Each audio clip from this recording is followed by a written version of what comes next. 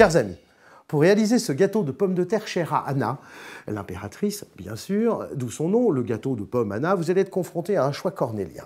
Il va vous falloir choisir, entre autres, entre la Belle de Fontenay, la Charlotte ou la Chérie pour réaliser la recette. Après ça, c'est tout simple. Nous, on a une petite version améliorée puisque nous l'avons réalisée avec des cèpes au milieu.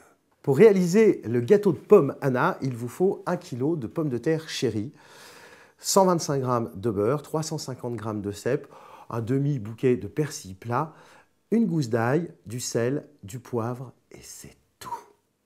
Première étape, éplucher les pommes de terre. Une fois que c'est fait, on met de côté. On s'occupe des champignons. On les lave, attention, avec le minimum d'eau possible parce que le champignon, eh bien oui, il n'aime pas l'eau. Puis on les émince grossièrement avant de les faire sauter à l'huile avec le persil et l'ail en purée. On sale, on poivre et on met de côté.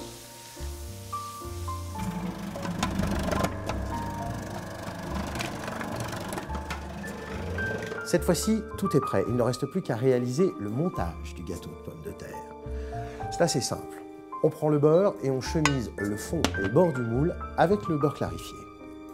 On prend les pommes de terre et on réalise une première couche au fond en tuilant soigneusement les rouelles les unes sur les autres. On sale et on poivre et on répète cette opération, mais cette fois-ci uniquement sur les bords afin de créer un espace, un trou, un vide dans lequel, bien évidemment, on va installer les cèpes sautés. On finit par une couche de pommes de terre tuilées dans l'autre sens, le sel, le poivre, et on arrose avec le restant de beurre clarifié. Il reste maintenant une étape essentielle, la plus drôle, la plus amusante.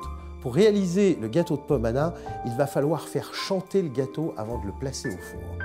Qu'est-ce que ça veut dire de faire chanter le moule? Simplement le placer sur le feu afin de colorer de manière uniforme la première couche de pommes de terre. Pour la présentation tout à l'heure, vous verrez, c'est assez impressionnant. Et puis, on le passe au four, 20 minutes à 180 degrés.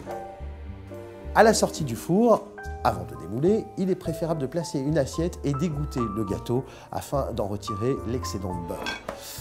Opération délicate.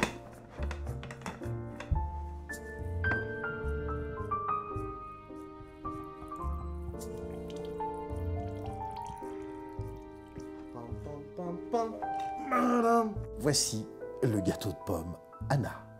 Dernière opération, le découpage. Si vous avez bien tuilé les pommes de terre, ceci n'est plus qu'une formalité. On va vérifier tout de suite.